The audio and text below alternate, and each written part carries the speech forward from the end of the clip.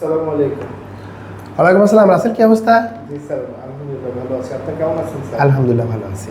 Sir, আপনাকে যতই দেখি ততই মুগ্ধ হই। এটার কারণটা একটু বলবেন? এটা কোনো কথা হলো? আমি তো অত সুদর্শন না, বোম্বে বা হলিউডের হিরোর মতো না। মুগ্ধ হওয়ার কোনো কারণ দেখি না তো আমি।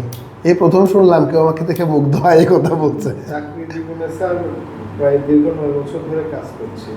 আপনার মতো আসলে এরকম বস পাওয়াটা আসলে আমি নিজেকে খুব লাকি মনে করছি। কেন মনে হয় আপনার কাছে যে আমার মধ্যে আলাদা কোনো কিছু আছে যেগুলো আগের কোনো বসের মধ্যে আপনি ওরকমভাবে পাননি? আপনার সাথে কথা বলে যেটা মনে হয় যে আপনার সাথে সাবলীলভাবে কথা বলা যায়, কোনো ধরনের মানে কথা বলতে গেলে কি মানে ভয় বা কোনো ধরনের কিছু ফিল আসে না, বরঞ্চ মনে হয় যে নিজের থেকেই আরো আপনার সাথে কথা বলি। আপনার এই চারিত্রিক বৈশিষ্ট্য আমার কাছে স্যার খুবই ভালো লাগে। এটা অ্যাকচুয়ালি এক ধরনের লিডারশিপ স্কিল। সেটা হলো যে এক একটা মানুষ এক একটা পদ্ধতিতে তাদের জুনিয়রদের সাথে কাজ করে।